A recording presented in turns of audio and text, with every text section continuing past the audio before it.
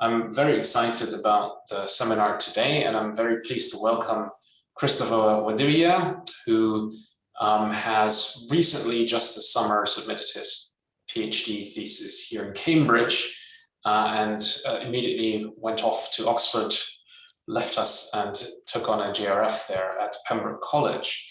Chris came highly recommended with a degree from Georgetown University with a specialism in sub-Saharan politics and an MPhil from Trinity College in Dublin in Muslim-Christian relations, and he wanted to do a PhD on the RCCG in Nigeria and its role in development. And this was, he began this PhD with me while I was still at SOAS. And the RCCG is one of the most widely studied Pentecostal churches in the world, and yet nobody had really taken a serious look at their engagement and development across a multiple spectrum of fields, from the hospitals they run to the universities to their engagement with the state, although we didn't really find a lot there. So this has been Chris' main work, and he'll speak about this shortly, so I don't want to tread on your toes here. Chris has been able to gain a high-level access of research to the RCCG. He's one of the most amazing networkers I've met, and he was able to leverage this field work. But the paper he's giving today actually goes down a bit more specifically on the question of COVID, and I think this is something that Chris may or may not be speaking about, but it even caught him out in the field work in a sense. So he was there when COVID came. And one of the strange things that happened, certainly from afar, was that the sort of more exotic Pentecostal responses to COVID were widely broadcast and discussed, including from the RCCG prophecies that the virus won't hit Pentecostal believers. The more mundane aspects of COVID management in Pentecostal churches doesn't get a lot of press, and that is also the public health warnings that are issued in the churches, different support mechanisms that then fall in place. So it's been quite a mixed response to the COVID crisis on a part of these churches, and there's certainly one-sided perception of what happens when sort of these supernatural spiritual beliefs about health collide with biomedical realities in the midst of a pandemic. So I'm very, very excited about your paper, Chris. It's great to have you back, even if just virtually, and the floor is yours. Wonderful. Thank you so much, York, for that great introduction, and thank you for the invitation to be here. Very grateful. I think, so there's a big thing that says this meeting is being recorded, but is there a way that I can click got it? Because I think I might have to kind of zoom out and then come back in. So yeah. Okay. Unshare your screen and maybe then you can get to it. Okay, perfect. And then now I'll go back in to, let's see, let me just. And I should say, for housekeeping's sake, we will keep the speaker focused on the recording, but if you could please mute your microphone so that you don't pop up in the video feed unless you desire to do so. The question and answers will not be part of the recording. Okay, excellent. All sorted? Okay, wonderful. So hello, everyone. So today my presentation will be looking at Pentecostalism and COVID-19 in the Nigerian context by looking at the Redeemed Christian Church of God as a case study. And so this is just an order of the structure of this presentation. I think it's important to begin with outlining the relevant Nigerian background details so that you have an understanding of the Nigerian context. From there, we'll proceed to have an introduction into the context of COVID-19 as it manifested within Nigeria. And then from there, I'll introduce the RCCG as the case study for today. And then after that introduction, we'll look at what I refer to as the RCCG's three-point response to the COVID-19 pandemic. Okay, so just some key facts about Nigeria. I think it's important to have an understanding of how Nigeria is situated within the larger sub-Saharan African context. So Nigeria gained independence from the UK on the 1st of October, 1960. It is Africa's biggest GDP as of 2020, 432.2 billion US dollars. It has Africa's largest population, more than 200 million citizens. And Nigeria is also extremely ethnically diverse, at least 250 ethnic groups. living in rather close proximity, as we'll see later in this presentation. So there's high population density. Nigeria also has one of the world's largest severely impoverished populations, is the largest ore producer in Africa. And interestingly, in terms of the juxtaposition of religion and geography, about 50% of Nigeria's population identifies as Muslim, while another 50% identifies approximately as Christian. So those are just some important foundational facts regarding the Nigerian context. So I think this is just an example here in the sense of, if you took the Nigerian state and you put it kind of over a map of the United States, this gives you an idea of how big Nigeria is. On the previous slide, I mentioned high population density. Well, Nigeria has 200 million people in a landmass of about 1.5 times the US state of Texas. So that gives you an idea of the high population density. And then over here in the upper right-hand corner, we have a map that outlines a number of the larger tribal and ethnic groups within the Nigerian context. The three biggest groups in Nigeria, you would have these would be the Hausa Fulani, which dominantly in the north, the Igbo, which would be in the southeast, and the Yoruba, which would be dominantly in the southwest, and the RCCG, which will be the case study for today, is based largely in the southwest, but it has a presence to a greater or lesser extent throughout the Nigerian state. And then what we have here in the lower right-hand corner is actually a picture of Makoko, which is one of the largest slums in Nigeria. I engaged Makoko during my PhD fieldwork.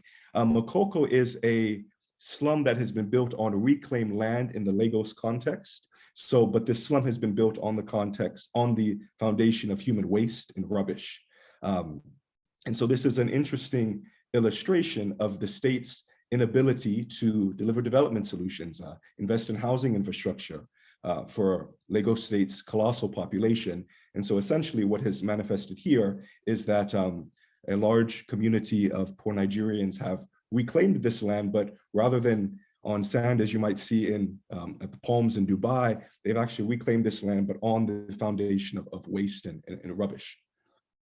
And I think it's important to accentuate the high levels of poverty because it's amongst this socioeconomic and developmental context that the RCCG has engaged with the COVID-19 pandemic.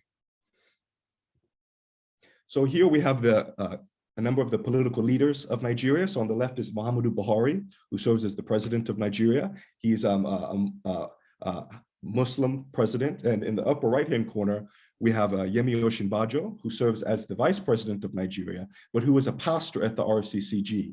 And in the lower right-hand corner, we have Yemi Osinbajo on the left, Muhammadu Buhari on the middle, and on the right, we have Enoch Adeboye, who serves as the head pastor of the RCCG. And I think this is an important illustration, this picture, because it shows the interface of politics and religion. And it also shows just the level of access that the RCCG as a religious organization has within the context of Nigerian state affairs and Nigerian politics more broadly. So now I think it's important to introduce the COVID-19 context in Nigeria. So the Nigerian government announced its first case of COVID-19 on 28th of February 2020. Since then, at least 212,000 recorded cases have been reported, and there have been at least 2,900 recorded deaths. Of course, when it comes to the reliability of this data, unofficial estimates are that these numbers are much higher. So I think it's important just to note that the data that's coming out from the Nigerian state isn't necessarily the most reliable. So potentially these numbers are significantly higher. The federal government responded to the advent of COVID by locking down key states such as Lagos State, Abuja, which is where the federal capital territory is, and Ogun State. Lagos State is home to about 30 million people, a very sizable population, again, living in close proximity. And so you can imagine from a COVID perspective in terms of the spread of the virus, this could have been quite disastrous. The government instituted a ban on religious services of more than 50 worshipers. And of course, this is something that, particularly from, as we'll see later in this presentation, the RCCG's religious services draw quite a considerable population. So this ban was a policy that affected churches and religious organizations throughout the Nigerian context. But one could argue especially affected the RCCG, given its brand recognition as a religious organization in Nigeria and its popularity, essentially. an important detail to note is that lockdowns especially hurt livelihoods of Nigeria's informal economy workers, individuals who work as perhaps artisans or work in the markets, who engage in propelling the gears of Nigeria's sizable informal economy. These workers during lockdown periods were prevented from being able to engage with substantive processes by which to generate incomes. And so these lockdowns especially affected their livelihoods.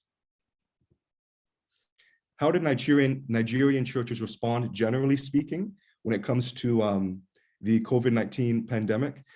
I think it's important to highlight that there was a wide range of opinions, and I think that these opinions exist on a spectrum.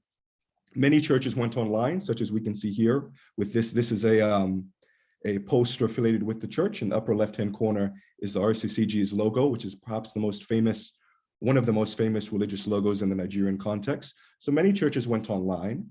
Some churches protested the Nigerian state impeding Christians from worshiping together.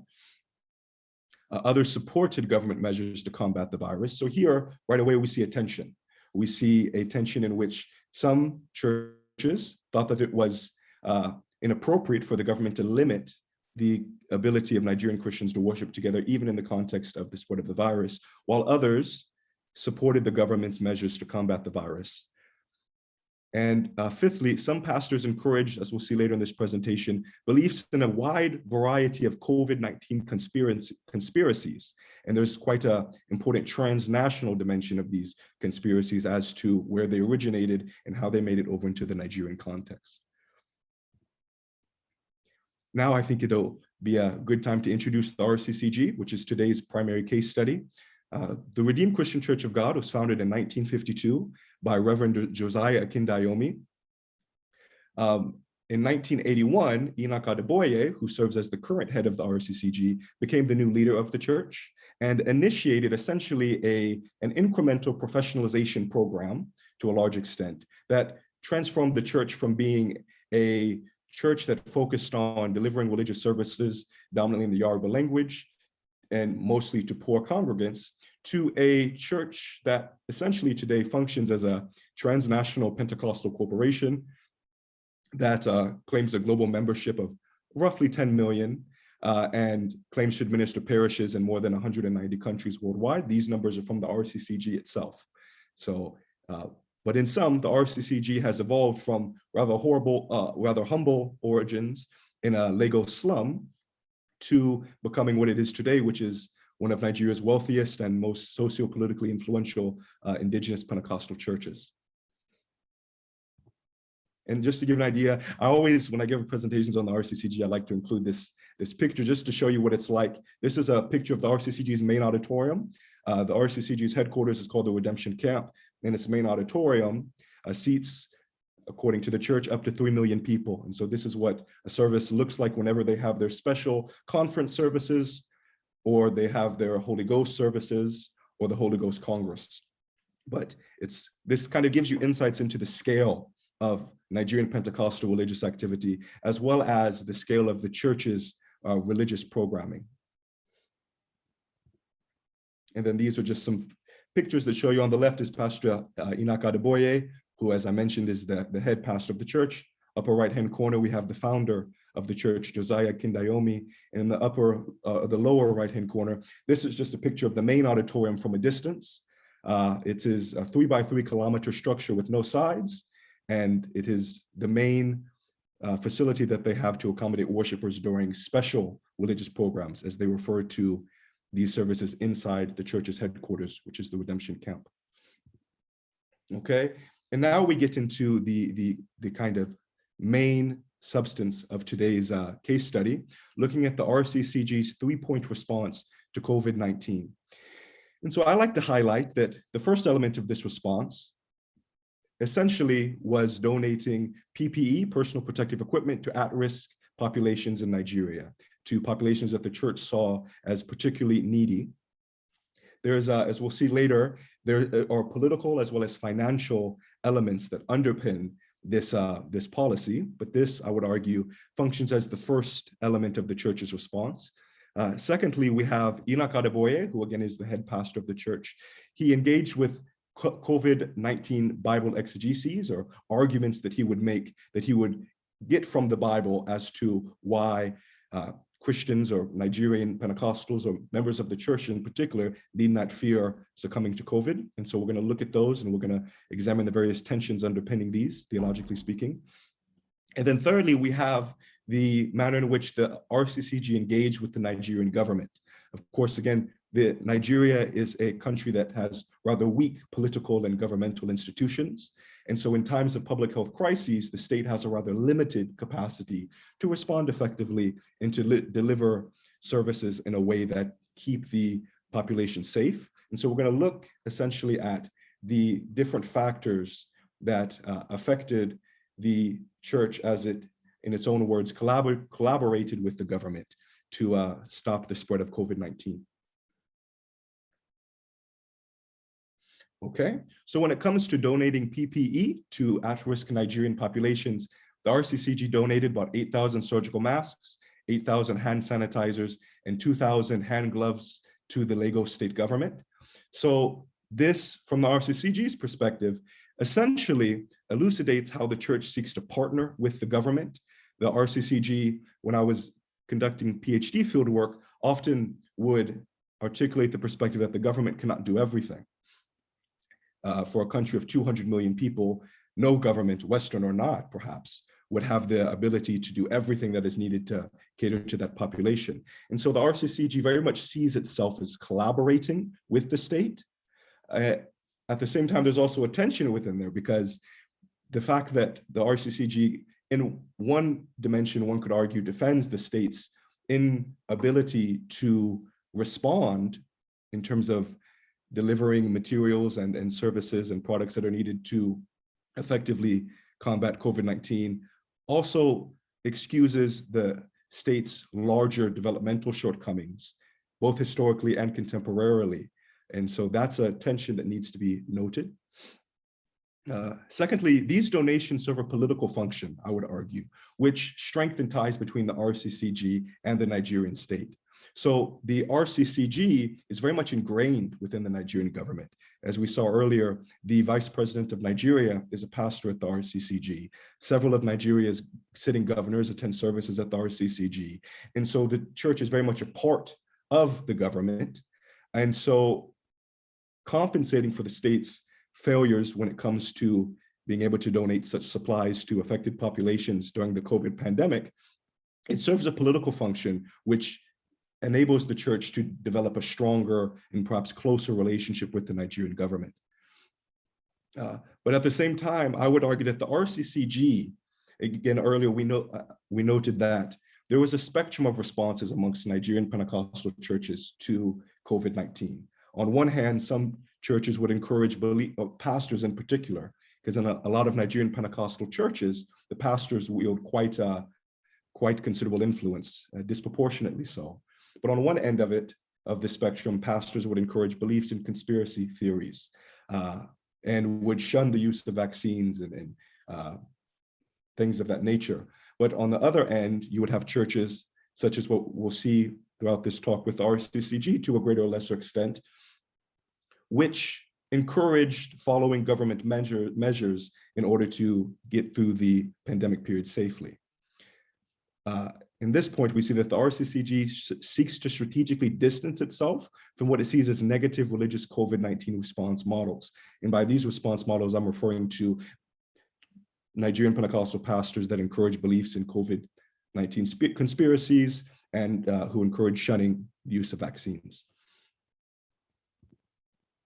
Here we have a quote from Pastor Etoile Ighodalo, who serves as the pastor of RCCG Trinity House, which is a prominent parish in Lagos State. And I think this quote is important because it essentially shows how the RCCG has branded itself, particularly in the context of COVID-19, as a relief organization. In this quote, Pastor Ighodalo talks about how people came to the church looking for information, looking for food, looking for direction and all sorts of assistances. And so we see here this quote, particularly in the second half, we're playing our part in doing as much as we can to cooperate with the government to bring this pandemic to a conclusion ultimately. That's the argument that he's making. So I think this is This quote is quite interesting in that it shows how the church perceives government in the Nigerian context. Of course, on other occasions, the Nigerian government is very much an impediment to various development processes. But the church has what I call a kind of unofficial partnership model, in the sense of seeing itself as working with the government to develop the Nigerian state in a particular way that the church sees as is appropriate, which is another question, another interesting and really cool research interest, but for another day perhaps. And so here we have the opportunity to look at the link between COVID-19 conspiracies and misinformation more generally. So I think it should be noted that in 2017, a survey was completed by the Nigerian government, which said that 40% of Nigerian children receive incomplete immunizations, okay? So this is the context in Nigeria in terms of children already being under-immunized. In 1996, there was a Pfizer drug trial, which killed 11 Nigerian children and disabled dozens more. And so what essentially this event did was it very much encouraged a mistrust in vaccines amongst the Nigerian population.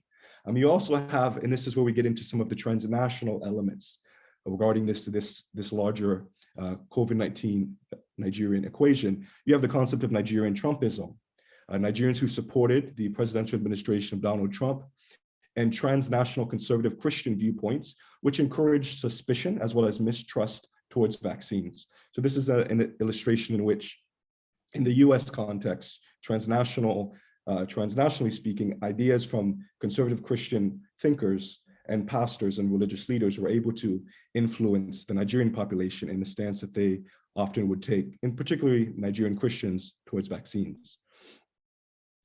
And we see that powerful US evangelical pastors such as Kenneth Copeland or Paula White-Cain encouraged miracle healings instead of trust in vaccines. So here we have the classic juxtaposition of faith healing as opposed to biomedicine. And so this is an important tension that needs to be mentioned. And so we'll go from here. So these are just some figures. On the left, we have Kenneth Copeland, who I just mentioned. On the upper right-hand corner, we have Paula White-Cain.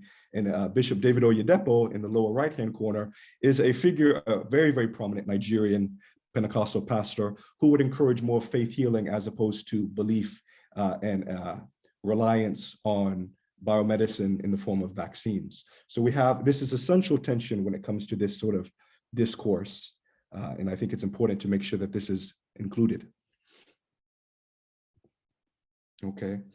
And then now from here, we get into Enoch Adeboye's COVID-19 biblical exegeses.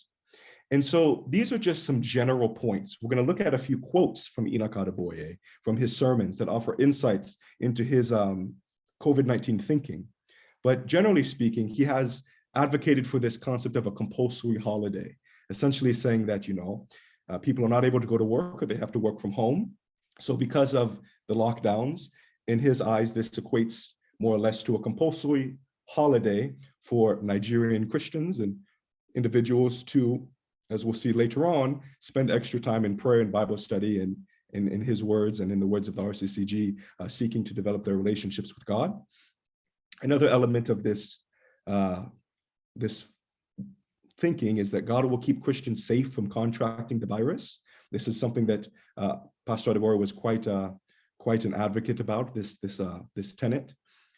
And as I mentioned, during lockdowns, Adeboye encouraged Christians to spend their extra time in prayer and in Bible study. And so this kind of relates to this notion of lockdowns provide the church with opportunities to encourage or rather instruct Christians to grow within their respective spiritual lives in their individual religiosity. And then next, or lastly, I think two important takeaways from Enoch Adeboye's arguments here. We're looking at the themes of individual empowerment and divine sovereignty, okay? And so here, this just kind of gives you a graphic on the left, as well as insights into what it was like in Nigeria during the time of COVID-19, in the sense of in the lower right-hand corner, this is what it's like on the ground whenever the church is delivering COVID-19 relief services. This is what it looks like, very practically. And on the left, we have an example of COVID-19 precautionary measures disseminated by the RCCG's public relations wing.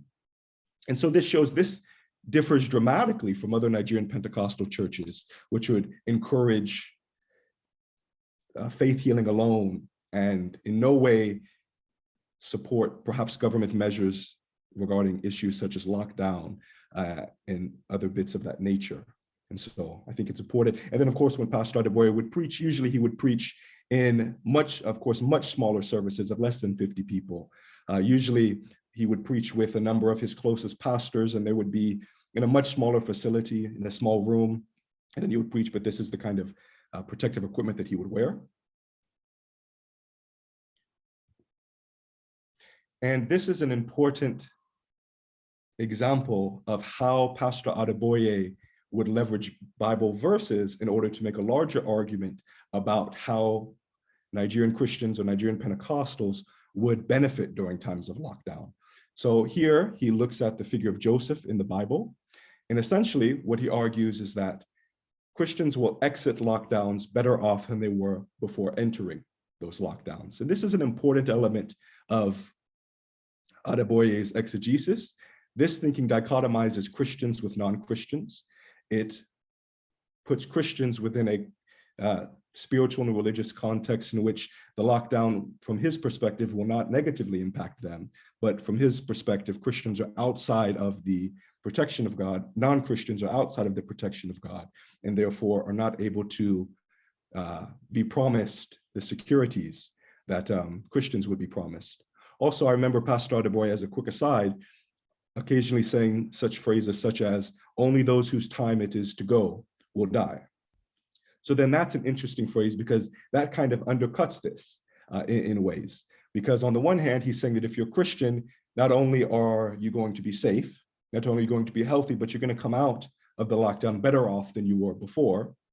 But then on other occasions, he acknowledges that some people, more generally speaking, will succumb to COVID and pass away. But from Adeboye's perspective, I would argue that, and as we'll see in a later slide, this all plays within the framework of God's divine sovereignty. So, yes. So the main argument here is that Christians will exit government lockdowns better off than how they were before they entered these lockdowns. This exemplifies the concept of Christians being individually empowered through these lockdowns, God using these periods of time to expedite their success. And also, as we'll see, as the fourth point makes, traces of prosperity theological thinking highly underpin these arguments. And as I noted before, this framework, this exegetical framework, dichotomizes the ontological development of Christians alongside non-Christians. There is a bit of a we versus them, those who are under God's protection and those who are outside of the protection of God. Okay. And then here we have another quote. This was from 22 March, in which Enoch Adeboye directly references the compulsory holiday. And this quote speaks to how, from Enoch Adeboye's perspective, COVID-19 merely affirms God's divine sovereignty. And you can see this in some of these sentences, such as he wants to show us, who is the one in heaven, and that the earth is just his footstool, and bits of that nature. And so I think this quote is important because from Adeboye's perspective, it shows that COVID-19, though God did not cause it, as we'll see a bit later, God did not cause it, he is sovereign above it, and is therefore leveraging it to accomplish a larger, perhaps cosmological purpose or program or project.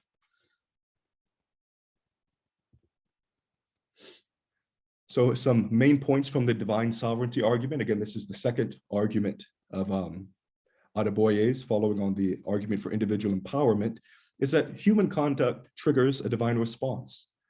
God did not cause the pandemic, but providentially uses the pandemic to reconcile humankind back to himself. And the next, only God's intervention instead of man-made vaccines can comprehensively defeat the threat of COVID-19. So this is an interesting argument here because it appears to undercut the RCCG's thinking, which largely embraces secular biomedicine. My PhD research studied a number of the church's biomedical institutions, and the RCCG has invested quite a considerable amount of money in delivering biomedical services to affected populations. But here, and I think it's important to note that the extent to which Enoch Adeboye represents perhaps an older, more traditionalistic generation within the RCCG's pastoral hierarchy, which in many ways favors the kind of traditional views that say at the end of the day, it's God is the de facto solution. We cannot rely on man-made conventions, institutions of vaccines. Ultimately, God's providence, God's leadership, God's intervention will be what will get individuals through this perilous time. And here we get into the third element of the RCCG's response, which examines how the church has engaged with the Nigerian government.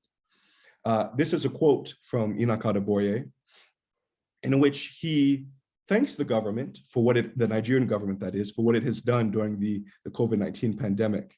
But he advocates for the expanded influence of faith-based organizations when it comes to how the government goes about combating the COVID-19 pandemic.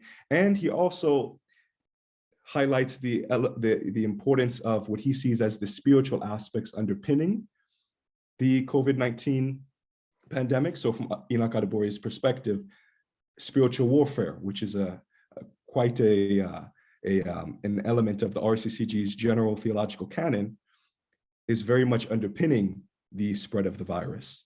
And so ultimately, I think, however, it's important to notice the tone of this argument, and also this quote rather, and even look at how Pastor Adeboye refers to himself. You know, he's there one bit towards the end, he says, you know, small boys like myself. Was interesting, but you know, Ebenezer Obadiah wrote a book called Pentecostal Republic, and in that book, and I would agree with him, but Enoch Adeboye is easily one of the, if not the most influential religious leaders in the Nigerian context. So this is quite a strategic, diplomatic, but also motivated and rare, of course, critique from Enoch Adeboye about how the Nigerian government has handled the COVID-19 crisis. So here we see that in kind of unpacking the previous quotation, the RCCG, in the figure of Enoch Adeboye, who is the general overseer of the church and who very much functions as the patriarch of the church, contends that the Nigerian state should enlist the support of faith-based actors to deal with the spiritual elements motivating the COVID-19 pandemic. So right away, we see that from the RCCG's perspective, this is not just the COVID-19 is not just a one-natured beast, so to speak. It is a material as well as an immaterial spiritual plague from the church's perspective. This COVID-19 worldview frames the global pandemic in terms of spiritual warfare, such as demonic forces, unseen spiritual beings, as we see in the New Testament writings of figures such as Paul. And the Nigerian government failed to, according to Enoch Adeboye, failed to involve FBOs in how the government went about combating the virus. And Emma Wildwood, as well as Babatunde Adeboye, wrote a brilliant article that looks at this and argue that the Nigerian government did not enlist the support of faith-based organizations in the early stages of planning for how the state would respond to the threat of COVID-19.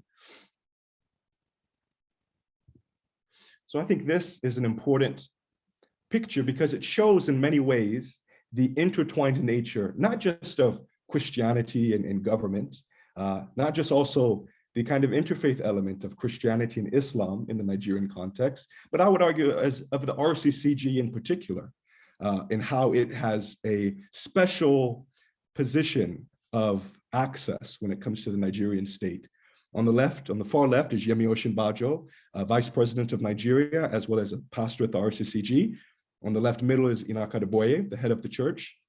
And just to the right of Adeboye is Muhammadu Buhari, the President of Nigeria. So this picture, I think, it kind of in many ways powerfully illustrates, and of course they're wearing the COVID protective masks.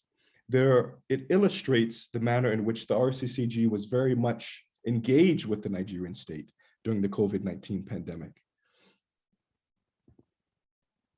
And so here, I think, again, it's good to unpack Adeboye's critique more broadly.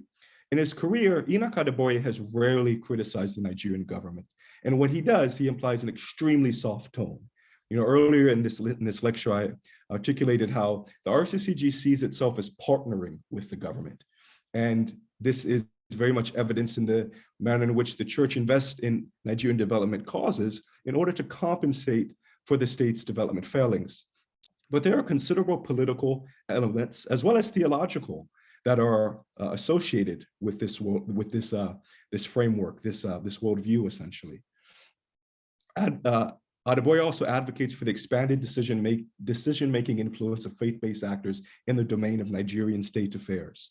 So an important element of Adeboye's quote is how he argues that the government should be listening to faith-based organizations. This is that kind of, you know, traditional juxtaposition of church and state, quite literally. And in this context, in this equation, Adeboye argues that the church should have more influence. And not, of course, just the RCCG in his own language, but more generally, the faith-based ecosystem within the Nigerian state. Adeboye's critique contains theocratic components. Again, with this, we're looking at the increased role of religious actors in their influence over state affairs, but also there's an important interfaith argument, because if you look at Adeboye's quote, he mentions imams. And this is quite interesting in the sense of how it represents perhaps an important involvement in how the church thinks about the capacity of Muslim communities and Muslim leaders to contribute to emergency relief processes during times such as public health emergencies. This also, I would argue, plays into the RCCG's political vision for the Nigerian state.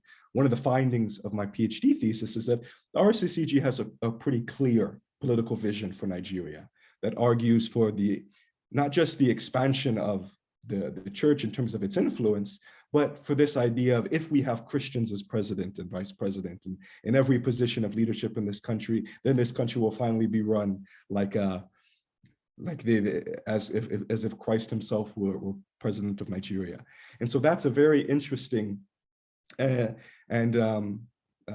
course, religiously motivated political vision. But the RCCG's, and I think this is an unmistakable element of this vision, the RCCG wants essentially to remake the Nigerian state, politically speaking, in its own image as a church. And this is also very important given the size of the RCCG. I think in the British context, it's hard to kind of imagine, you know, religious organization that is perhaps that ubiquitous, that influential. But you know, when you're driving around Lagos, Nigeria, it is hard to drive 5 minutes without seeing an RCCG sign, an RCCG parish, or building or venture of some nature. So the RCCG, I would argue, is implementing its political vision for the Nigerian state, and it has been leveraging the COVID-19 crisis as an opportunity to do so. And as I noted earlier, the diplomatic tone of Adeboye's argument acknowledges that the state holds hegemonic power in the manner in which Adeboye has always refused to criticize the state, to castigate the state, to employ polemic when it comes to critiquing the state's underperformance when it comes to developing Nigeria. And so it's a diplomatic tone, and I would argue it's because at the end of the day, given the history of Nigeria, you know, Nigeria for multiple decades was under military dictatorships. And so what we're seeing essentially is that Enoch Adeboye and the RCCG more generally wants to advance its political agenda in an intergenerational way without stirring the animosity and the anger of the Nigerian state, which could very easily complicate the church's life and the church's existence in Nigeria. So I think that's something that should be noted as well. And here we have just a number of key takeaways from this lecture. So I think that the RCCG perceives the COVID-19 pandemic as an opportunity to instruct Christians and also evangelize non-Christians. We see this when it comes to Enoch Adeboye in the church encouraging Christians to use the lockdowns or the compulsory holiday, as Adeboye would call it, to read their Bibles, to engage with prayer and Bible study and all of those bits. But also the clear dichotomy of, if you are Christian, you will only die if it is time for you to go and, I quote, be with the Lord. But if you're not a Christian, you're clearly outside the protection of God, of God's sovereignty, given that the church sees the COVID-19 pandemic as spiritually inspired. Next, COVID-19 serves the larger purpose of empowering Christians, as well as reaffirming God's sovereignty over earthly affairs. Remember, with this, we kind of think about the earth is God's footstool quote, which we see earlier. Next, the importance of transnational Christian influences. Conservative US Christian viewpoints transnationally influence Nigerian attitudes on pandemic issues when it comes to vaccines, but there's also historical factors within the local domestic Nigerian context that have enthused Nigerians to be reticent when it comes to engaging with vaccines and consuming them. And I would argue the RCCG has strategically leveraged the COVID-19 crisis as an opportunity to expand its political influence over Nigerian state affairs. And we see this just a few slides ago with the quote in which Adeboye very gently and calmly criticizes the Nigerian state, while also driving his point about the church having more influence in the realm of Nigerian state affairs home. So that's that. And thank you very much for listening.